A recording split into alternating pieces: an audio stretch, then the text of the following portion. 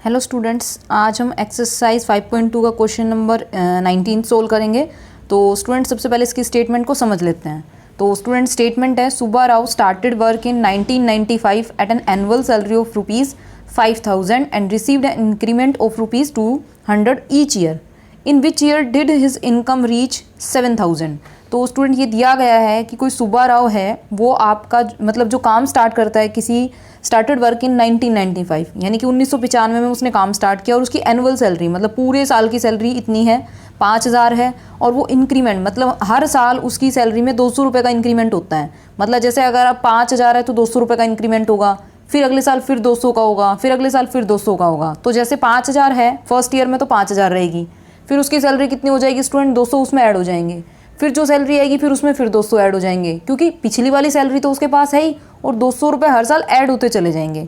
In which year did his income reach मतलब कितने कौन से साल में उसकी जो सैलरी है कितनी हो जाएगी, 7,000 रुपये हो जाएगी। तो आपको ये निकालना है कि कौन से साल में, in which year did his income reach मतलब पहुंच जाएगी 7,000 रुपये पे पहुंच जाएगी, ये आपको निकालना है। तो स्टूडेंट सबसे पहले हमें क्या करना है, इसकी सैलरी लिख लेनी है। तो इसकी अगर हम सैलरी की बात करते हैं तो इसकी सैलरी फर्स्ट ईयर के लिए सैलरी फॉर ईयर जो आपको स्टार्टिंग में दी गई है 1995 के लिए, जो मतलब उसने काम स्टार्ट किया उसमें इसकी सैलरी कितनी थी स्टूडेंट, अगर आप देख रहे हैं तो 5,000 रुपये थी। तो अगर हम नेक्स्ट ईयर यानी कि 1996 की सैलरी फॉर अगर हम ईयर निकालते हैं 1996 तो ये स्टूडेंट कितनी हो जाएगी, 200 इसमें जोड़ देंगे हम तो कितनी हो जाएगी 5200। इसके बाद स्टूडेंट फिर से अगर हम बात करते हैं सैलरी फिर नेक्स्ट ईयर के लिए तो कौन सा आ जाएगा 1997, फिर स्टूडेंट फिर इसमें 200 रुपये जोड़ेंगे तो कितनी हो जाएगी 5,400। तो स्टूडेंट इस तरह से देख रहे हैं आप इंक्रीमेंट होता जा रहा है। तो इसको आप लिखोगे किस तरीके से, अगर आप एपी यूज़ करोगे इस क्वेश्चन में, क्योंकि आप इन क्वेश्चंस को जो हमने फर्स्ट से लेके 18th क्वेश्चन तक किया है अर्थमेटिक प्रोग्रेशन के जो हमने क्वेश्चन किए हैं, अगर किसी में हमें एपी दी गई है तो टर्म्स पूछी जाती थी, कुछ टर्म्स दे रखी हैं, कुछ इक्वेशंस दे रखी हैं, बनाई है हमने तो फिर उसमें एपी को भी निकाल के दिखाया है।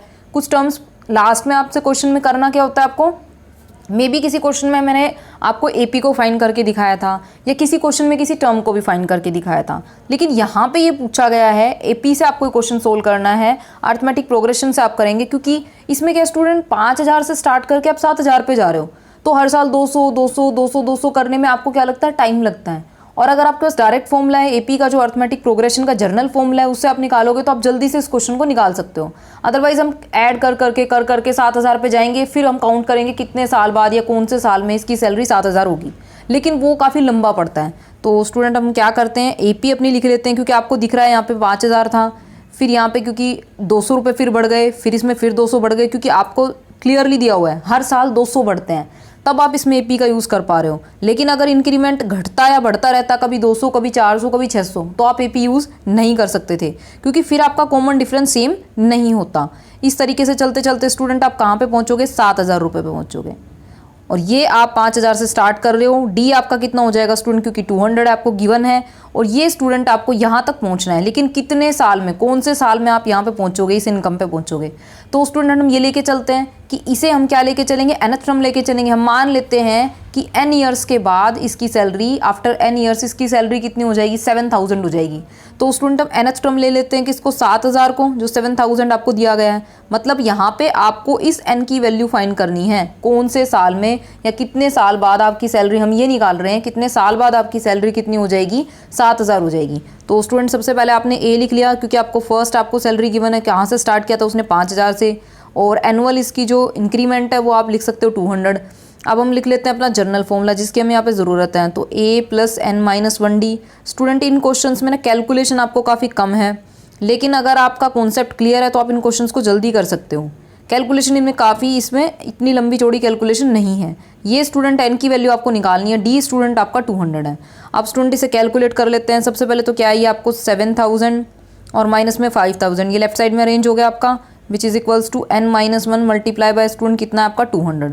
अब स्टूडेंट इसको आगे अगर हम सोल्व करते हैं, क्योंकि कैलकुलेशन काफ़ी छोटी सी है इसके अंदर, ये कितना बचता है आपका 2,000, और इधर से कितना है स्टूडेंट आपका n-1 मल्टीप्लाई बाय 200। अब क्या कर लेंगे, 200 आपका लेफ्ट साइड में आ जाएगा और इसको डिवाइड कर देगा 2,000 को, तो ये आपका आ जाता है स्टूडेंट, यहाँ से इसको सोल्व करके ये आपका कैंसिल हुआ और ये कितना बचा स्टूडेंट आपका 10। तो 10 इज इक्वल्स टू, ये आपने इम्प्लाई कर दिया यहाँ पे विच इज़ इक्वल्स टू n-1, क्योंकि आपने इस 200 को तो ट्रांसफ़र कर दिया था लेफ्ट साइड में।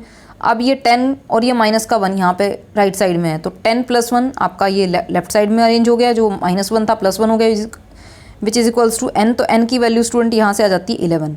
आफ्टर 11 ईयर्स, मतलब 11 साल बाद, यानी कि n की वैल्यू आपकी आई 11 साल बाद सुब्बाराव की जो सैलरी है वो कितनी हो जाएगी, 7000 हो जाएगी। आपसे पूछा गया था। अब स्टूडेंट हमने ये तो निकाल दिया कि 11 साल बाद 7000 हो जाएगी, लेकिन हमसे ये पूछा गया इन विच ईयर, कौन से साल में। जैसे आपने स्टार्ट किया 1995, फिर 1996, तो 11 साल आपको पता चल गए, तो अब हम क्या निकालते हैं, अपना ईयर भी निकालते हैं कि कौन से साल में हो गया आपकी सैलरी।